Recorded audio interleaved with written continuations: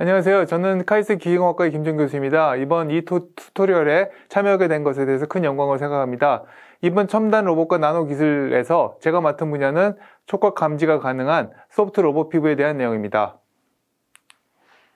간단하게 먼저 제 소개를 드리면 저는 카이스트 기계공학과에 속해 있습니다. MIT 기계공학과에서 박사학위를 했으며 2004년부터 카이스트 기계공학과에서 햅틱스, 로봇 피부, 생체 신호 분석, 웨어러블 로봇 등에 대한 연구를 해오고 있습니다. 오늘 말씀드릴 내용은 주로 저희 연구실이 지난 몇 년간에 걸쳐 연구한 내용이 게재된 사이언스 로보틱스와 트랜잭션 오브 로보틱스 그리고 IEEE ASME 트랜잭션 오브 메카트로닉스 관련 내용을 발표하겠습니다. 여러분들이 잘 아시다시피 사이언스 로보틱스는 사이언스 계열이고요. 다른 두 논문도 로보틱스 분야에서 굉장히 전통적으로 우수한 로봇 분야의 최우수 저널입니다. 저는 이번 연구로 감사하게 올해 과학기술정통부에서 시상하는 이달의 과학기술인에 선정된 바 있습니다. 오늘 말씀드릴 내용은 다음과 같습니다. 먼저 백그라운드로 휴먼 로봇 인터랙션이라는 분야를 말씀드리고요. 두 번째로 피부와 촉각, 그리고 대면적 로봇 피부, 또 이 두 가지를 하기 위해서 저희가 생체 모사, 즉 바이오미메릭 로보틱 스캔에 대해서 말씀드리고 간단한 결론에 대해서 말씀드리겠습니다. 먼저 배경 설명입니다. 로보틱스 하면 많이 익숙하시겠지만 HRI라는 분야가 로보틱스의 굉장히 유망한 분야로 뜨고 있습니다. 이것은 휴먼 로봇 인터랙션이라고 그러고 인간과 로봇의 상호작용에 대한 다양한 연구를 하는 로봇의 첨단 연구 분야입니다.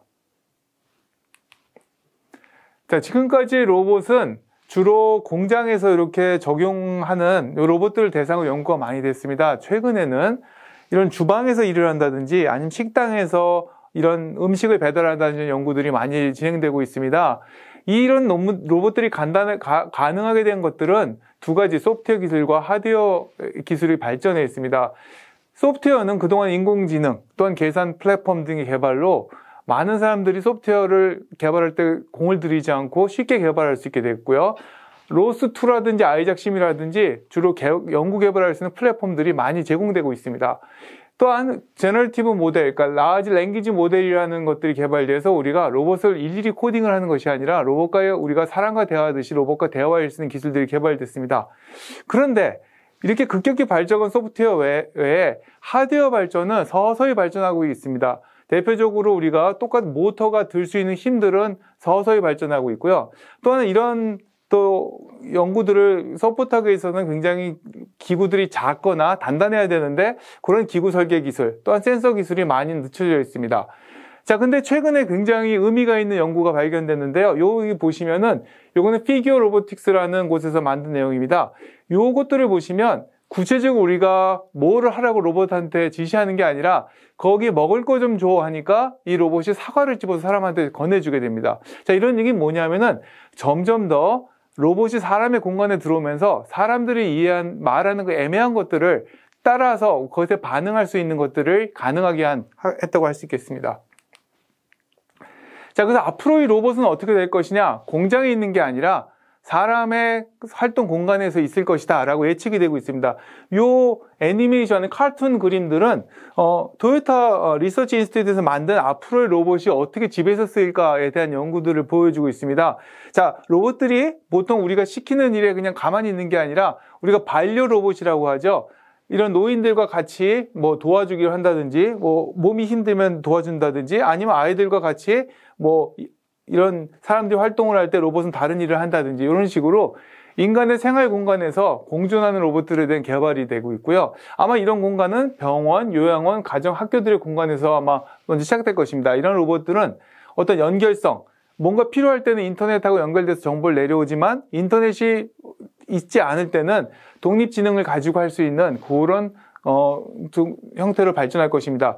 이러다 보니까 우리가 제일 필요한 것은 뭐냐면 로봇 자체가 아주 향상된 감각, 그쵸? 부딪혀도 우리가 보호를 해야 되겠죠? 그 다음 사람이 무엇을 하고 싶어 하는가를 이해할 수 있는 그런 인식 기술, 그리고 절대 안전을 추구하는 형태로 아마 로봇이 발전될 것입니다. 자, 그래서 여기서 이제 중요한 말 두 가지가 있는데 Structured Environment라고 해서 구조적 환경이란 말이 나오고요. Unstructured Environment라고 해서 비구조적 환경이 나옵니다. 이게 무슨 차이가 있냐면 공장은 도면에 다 정의가 되어 있습니다. 로봇이 어떻게 움직이는 것도 알 수가 있고요. 로봇이 움직이지 마야 할 것도 정의가 되어 있고 서로 나눠져 있습니다. 이런 것들 우리가 이런 형태의 공간을 Structured Environment로 해서 비상 상황이 벌어지는 것에 큰 걱정할 필요가 없습니다. 반면에 우리가 이런 거실입니다. 거실에서 사람이 누워있기도 하고 로봇이 청소를 하고 있게 하지만은 어느 타임에 어린이들이 들어와서 여기를 망가뜨릴 예측할 수가 없습니다. 이런 환경은 우리는 Unstructured Environment에서 비구조적 환경이라고 그러고요. 앞으로 로봇은 이런 곳에 적용하는 것들을 연구하게 될 것입니다. 그러니까 예측 불가능하고 지속적이지 않은 인간의 거주 공간이고요. 이런 데 있다 보니까 로봇이 자기 일을 하지만 어느 정도 사람과 물리적 상호작용이 필수적으로 존재합니다. 이것들이 뭐 우리가 서로 부딪힌다는 것이 아니라 서로 의사소통에서도 필요하게 되고요. 자, 이러다 보니까 사람은 어느 정도 피부를 통해서 우리를 보호할 수 있지만 로봇도 로봇의 보호를 위해서 피부가 필요하다는 그런 우리 필요성이 있어서 저희가 로봇 피부에 대한 연구를 했고 저희가 오늘 말씀드릴 내용입니다. 자, 오늘 그래서 먼저 나가기 전에 우리가 갖고 있는 피부가 얼마나 의미가 있고 또 촉각이란 무엇인지에서 간단히 한번 설명시켜 드리는 시간을 갖도록 하겠습니다. 자, 피부를 말씀드리면 피부는 사람의 가장 큰 장기입니다. 면적이 한 1.5에서 2.0 메타 정도 되고요. 아시다시피 이 피부 안에서는 기계적 자극, 압력, 진동, 당김 또는 온도까지도 다 감지할 수 있고요. 또한 가장 큰 그 기능은 내부 장기를 보호할 수 있고요. 또 피부 수술과 회복이 가능합니다. 자, 그리고 이런 촉각을 가능하게 해서 몸 안에 약 45,000개의 촉각 센서가 피부 안에 배치되어 있습니다. 자, 요 그림은 되게 흥미있는 그림인데요.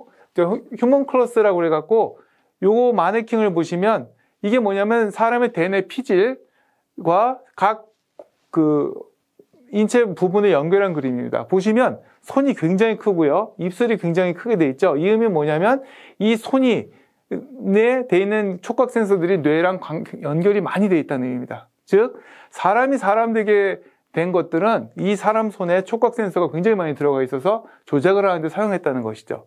자, 이 촉각에 대해서 다시 한번 설명을 해주면 촉각은 한 가지로 설명하는 것이 아니라 4가지의 다른 기계적 수용기가 있습니다.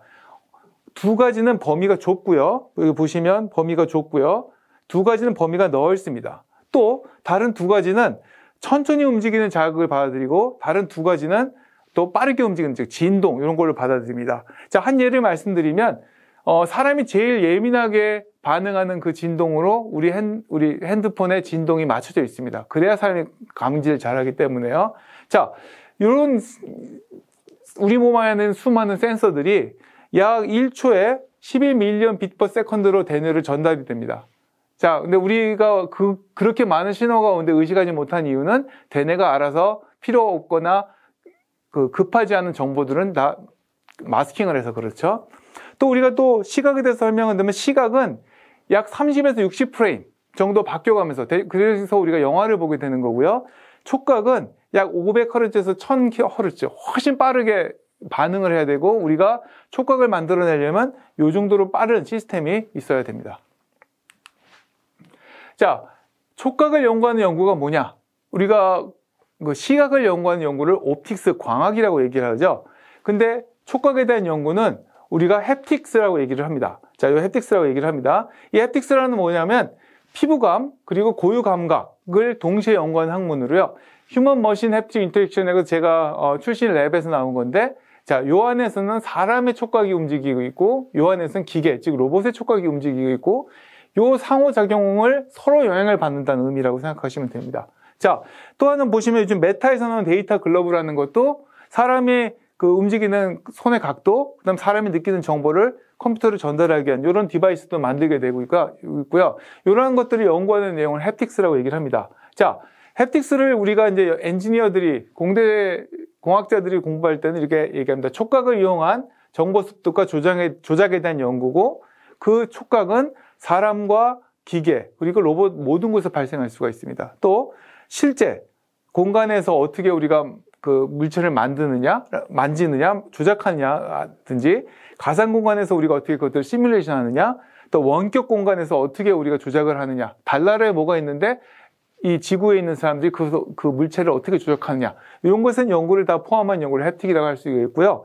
3가지 연구로 나눌 수 있습니다. 또 하나는 뭐를 연구에 따라서 휴먼 햅틱스는 사람이 어떻게 촉각을 인지하고 처리하고 전달하느냐에 대한 연구고요. 머신 햅틱스라는 것은 이러한 기계들을 어떻게 만드느냐. 아이언맨이라든지 그런 엑소스켈레톤에도 그런 연구가 될 수 있고요. 또 컴퓨터 햅틱스는 우리가 이런 기계들을 프로그램을 어떻게 해야 되는가에 대한 연구입니다. 우리가 컴퓨터 그래픽스라고 하면 색깔을 어떻게 컴퓨터에 보여주느냐에 대한 연구라면 컴퓨터 햅틱스는 우리가 어떻게 포울스를 로봇이 만들어내느냐에 대한 연구입니다. 자, 우리가 사람이 큰 장기는 조금 더 말씀드리면은 우리 사람이 왜 그렇게 되냐면은 우리가 물리적 환경에서 우리가 어떤 자극을 받으면 그거는 이제 사람이 세포가 이해할 수 있는 아주 전기 화학 신호로 변환되는데 촉각은 그다지 아주 파퓰러한 그런 그 감각은 아니었어요. 시각에 비해서. 그래서 최근에 그러니까 2021년에 노벨 생리학상을 받았습니다. 아주 최근에 받은 거죠. 그럼 뭐를 했냐면 이 두 가지 단백질이 있는데 이 두 가지 단백질 이름은 pH1하고 pH2입니다. 이게 사람 세포 안에서 어떤 물리적 신호를 받으면 이온 채널을 열어주는 어떤 이온 채널 단백질 역할을 하는 아주 작은 거죠. 요것들을 발견해서 이분이 노벨 생리의학상을 받았습니다.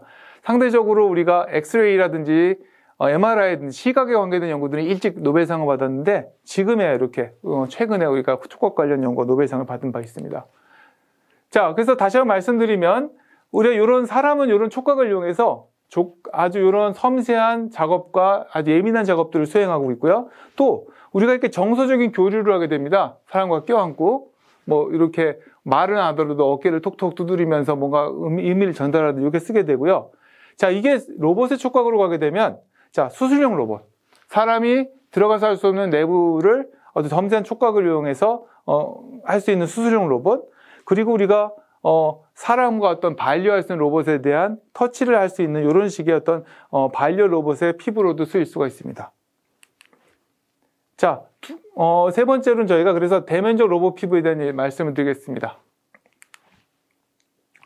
자, 우리가 이제 form follows function이라고 그래갖고 물체의 모양, 어떤 우리의 인체의 모양이라든지 장기의 특별한 모양은 의도된 기능이나 목적으로 구성된다는 얘기가 있는데, 자, 우리는 어떻게 되냐면은 촉각의 경우는 가장 많이 집중된 것은 손끝입니다. 왜냐하면은 예민하고 섬세한 일에 손만, 우리가 가능한 평소엔 손을 쓰게 되지 뭐 아주 위급할 때 뭐 얼굴을 써서 비비고 이렇게 되지 손을 쓰잖아요. 그곳에 촉각 신호가 굉장히 많이 들어가 있고요.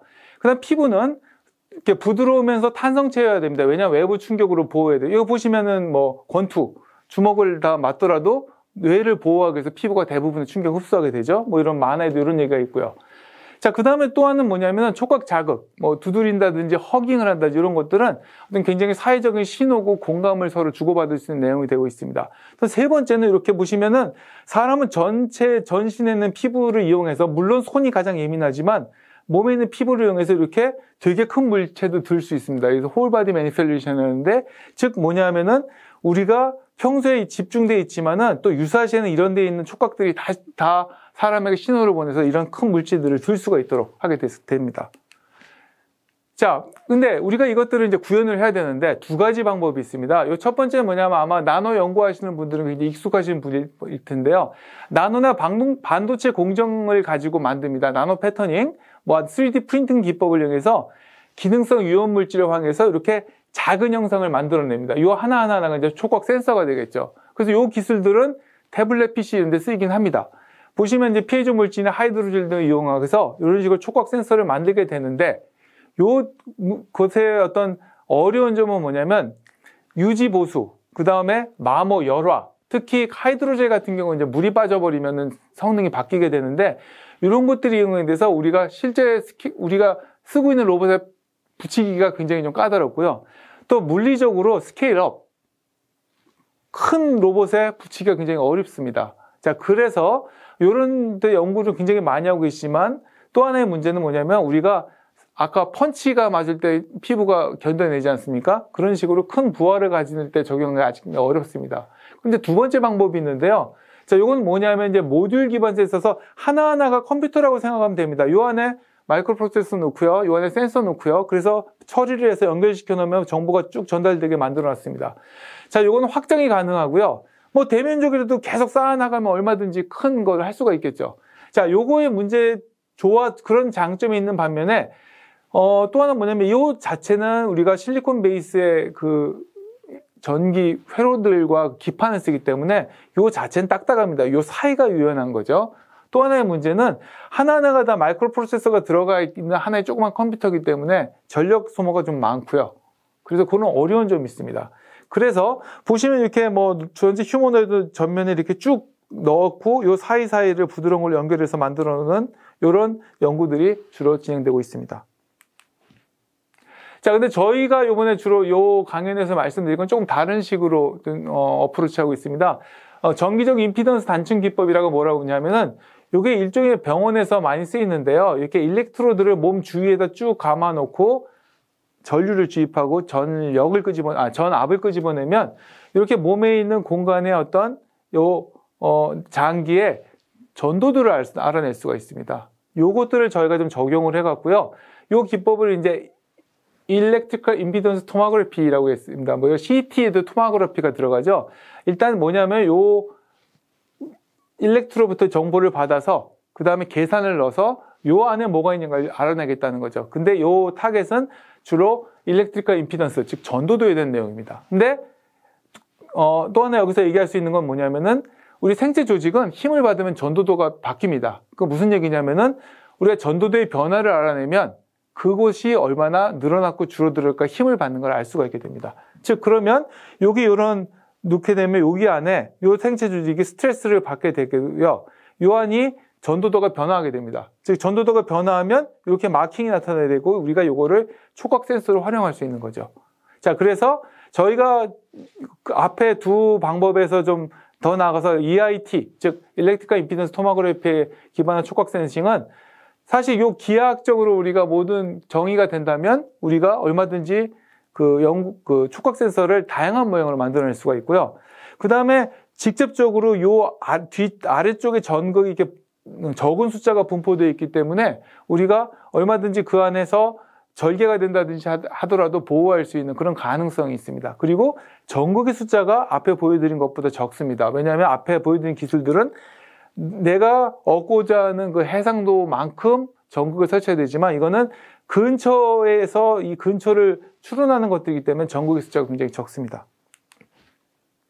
자, 보여드리면 요것들이 있습니다. 이게 옛날 기법입니다. 이게 옛날에는 전극을 촘촘하게 넣어야 되죠. 우리가 더 섬세한 촉각을 원하면 이걸 더 잘게 이제 배치하게 되는데 그래서 누르게 되면 누르게 되고 가능 몇 주위에 있는 애들만 반응을 하게 됩니다. 근데 EIT는 요 두 곳을 누르게 되면 이렇게 되겠네요. 요 두 곳의 이 주위와 주위를 알 수가 있기 때문에 요 사운드 어디를 눌렀는지를 유추할 수가 있게 됩니다. 자, 그래서 이 두 가지가 기법이 다른 거. 요거는 그 셀만 관심이 있다면 요 에어리어는 이 주변을 계산을 이용해서 예측을 할 수 있어 요 사이점을 알아낼 수 있는 그런 차이점이 있습니다.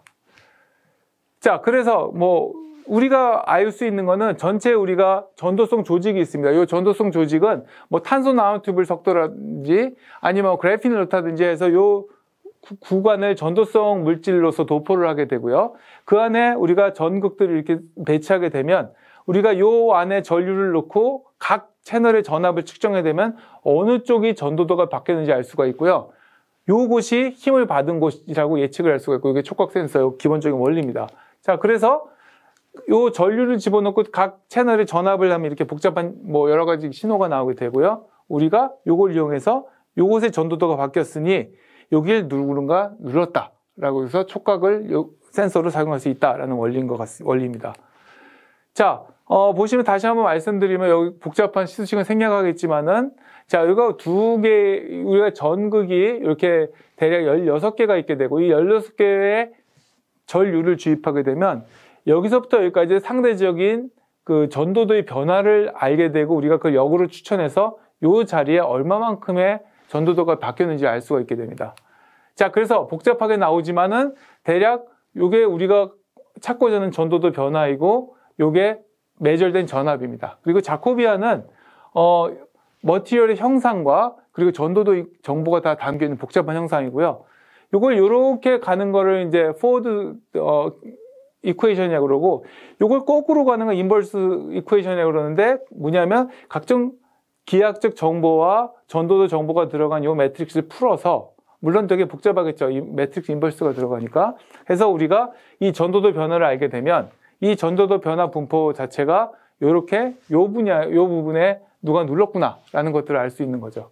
자, 그래서 요게 이제 이런 저희들 알고리즘이고요. 요게 사실은 FM 같은 파셜 디퍼런셜 이퀘이션을 풀어서 계산해야 되는데, 요즘은 딥 뉴럴 네트워크가 나서 시뮬레이션으로 다 계산을 해서 여기 누르면 얼마를 미리 계산해서, 물론 복잡한 계산이 붙지만은 해서 대체할 수 있는 가능성이 있어서 이 분야가 조금 더 가능성이 높아진 것 같습니다. 예전에는 이런 뉴럴 네트워크가 없을 때는 이걸 다 우리가 FM 하듯이 계산해야 돼서 굉장히 이걸 실시간으로 센서를 만들기는 어려웠습니다. 자, 그래서 보시면 자, 이렇게 우리가 누르게 되면 이런 프로세스를 통해서 이 자리에 눌렀다라는 걸 알 수 있게 되는 거죠.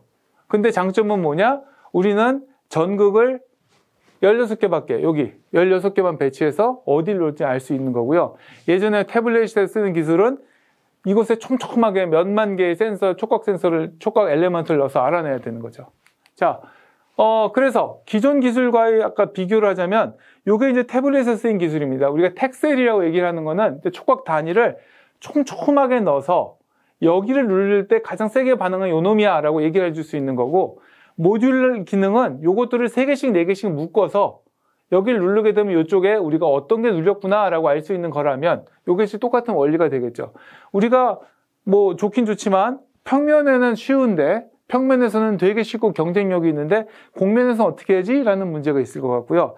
또 하나는 이 해상도를 높이면 높일수록 이게 촘촘하게 되기 때문에 굉장히 부담이 되고 있고요. 근데 반면에 이 기능은 일렉트로드가 드문드문 박혀 있어서 우리가 일단 계산은 회로는 간단해지고, 요 안에 이런 형식으로 분포를 보기 때문에, 그리고 어떤 일렉트로드의 거리를 판단하기 때문에 상대적으로 하드웨어는 좀 간단한 측면이 있습니다. 다만 요거는 계산이 엄청 많이 들어가야 되죠. 왜냐하면 추측을 해야 되기 때문에.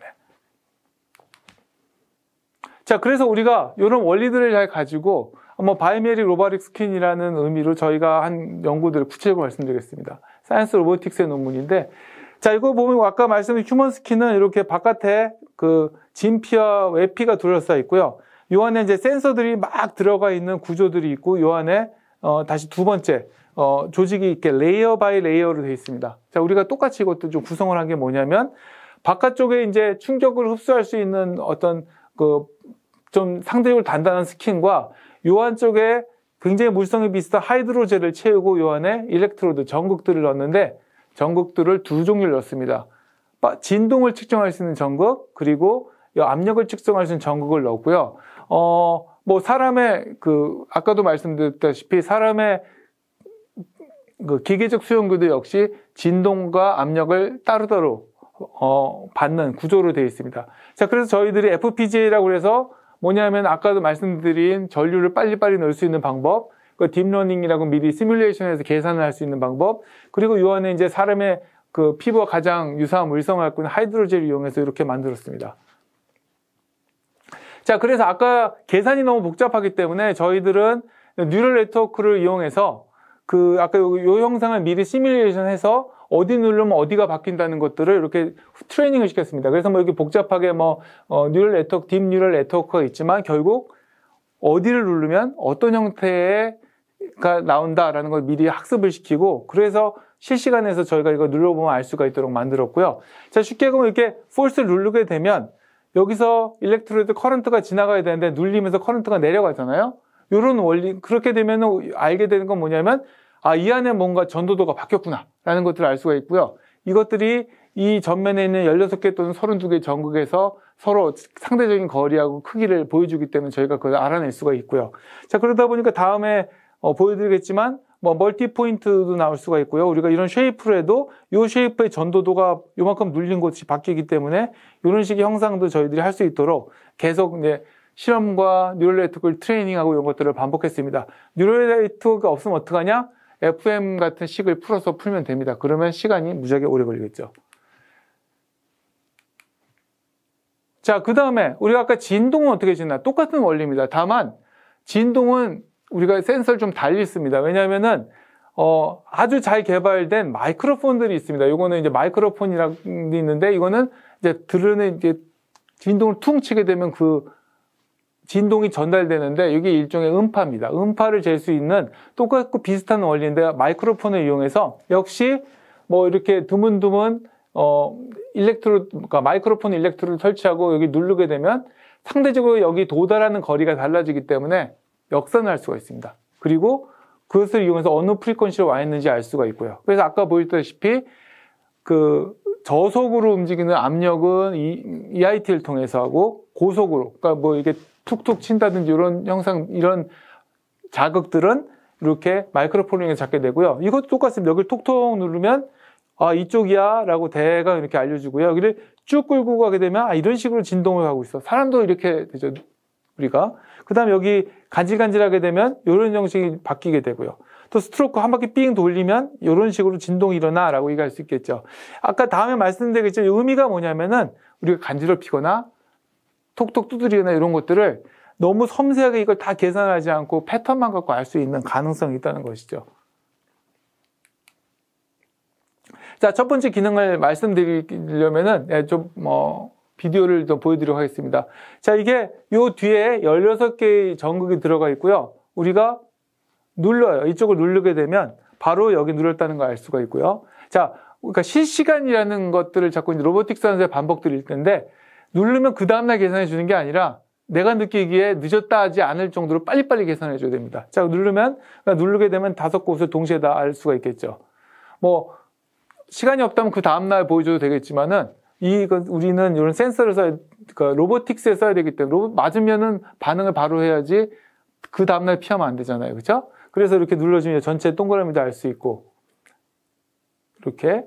그래서 깊이라든지 크기라든지 눌렀다든지 이런 것들을 다 할 수 있도록 얘기했습니다. 자, 색깔은 뭐 얼마든지 저희가 여러 가지 염료를 쓰면 되는데, 그래도 사람의 동양인의 피부랑 비슷한 색깔을 낸다고 염료를 넣고 얼마든지 이건 다른 색깔로 바꿀 수가 있고요. 보시면은 뭐 연필도 넣을 수가 있게 되고, 뭐 이런 식으로 다 나오게 됩니다. 뭐 이 안에는 뭐 전극 16개에서 전류를 집어넣고 전압을 빼내고 하는 것들, 이런 것들이 다 계산되게 되겠습니다.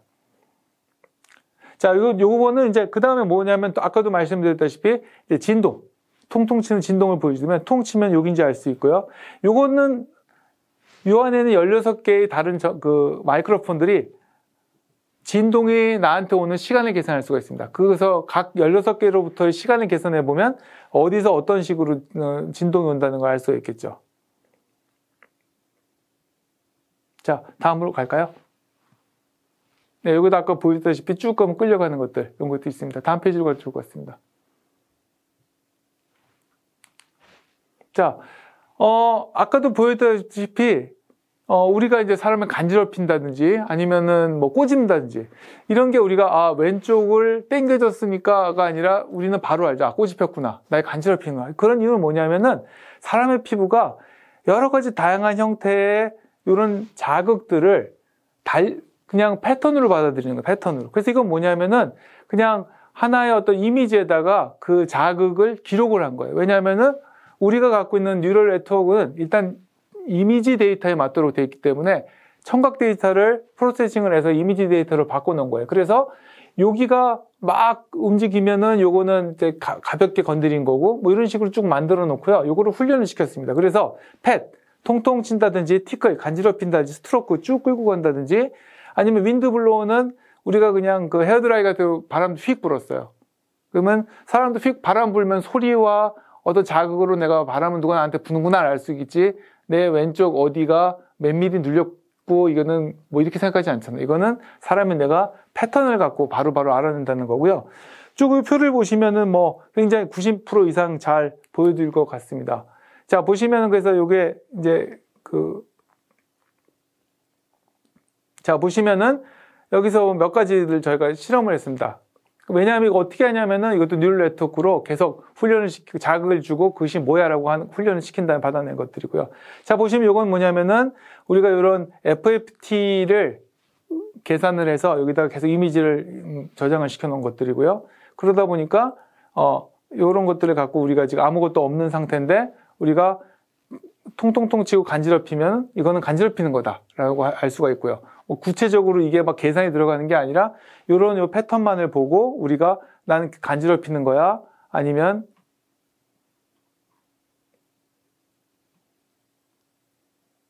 좀 세게 이렇게 퉁퉁퉁 누르는 거야. 그리고 위치는 어디야? 라는 것들을 알 수가 있고요. 아무것도 없을 때는 가만히 있고요.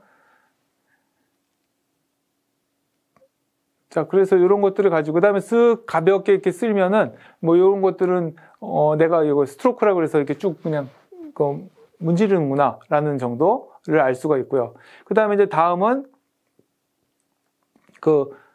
블로우라고 해서 저희가 그냥 헤어드라이 같이 바람을 훅 불어봤습니다. 훅 불어보면, 자, 이렇게 하면 당장 아주 적은 형태의 터치가 감이 들어오기 때문에 센서들이 알아내는 거죠. 자, 다음에 저희들이 또 이제 보여드릴 건 뭐냐면은 사람의 피부에 제일 좋은 점은 회복이 된다는 겁니다. 근데 여러분 이제 핸드폰 떨어뜨려 보시면 알겠죠? 쭉 금 가면은 이제 액정 통째로 갈아야 되지 거기만 바꿔주지는 없잖아요. 그쵸? 자, 근데 이거는 일렉트로드가 밑바닥에 있기 때문에 보면 이렇게 기능이 있게 됩니다. 밑바닥에 있기 때문에 이 표면 자체를 우리가 얼마든지 보호하는 데 쓸 수가 있어요. 지금 보면은 그 다음에 그냥 칼로 쭉 걷어요, 그냥.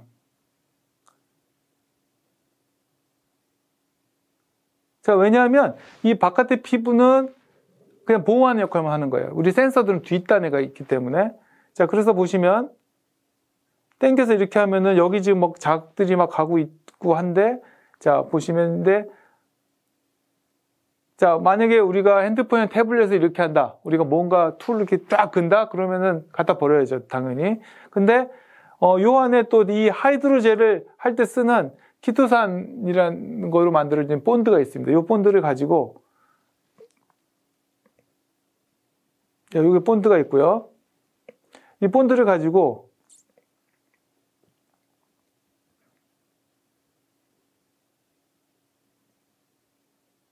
이렇게 메꾸게 되면은 그냥 복구가 됩니다. 근데 말씀드렸다시피 사람의 피부는 우리가 만든 수많은 연구물과 다르게 힐링이 된다는 거죠. 그래서 보시면 이렇게 해서 한두 시간 놔두면 본드가 되고 다시 회복이 되는 거죠. 그래서 저희들이 사람이 갖고 있는 힐링이라든지 그런 것들을 가지고는 할 수가 없어서 뭐 비교할 수는 없지만은 저희들이 이런 식으로 이제 본드를 붙이고 그 다음에 흉터는 남습니다. 그래서 좀 유감이긴 한데 흉터는 남지만 그 다음에 저희가 보면은 다시 뭐 계산 바꾸지 않고 자, 본드 됐죠? 자, 그리고 다시 작동을 하게 됩니다. 그래서 뭐 이런 식으로 아마 이 테크닉이 상대적으로 다른 것에 비해서 조금 우위다라고 볼 수 있겠죠.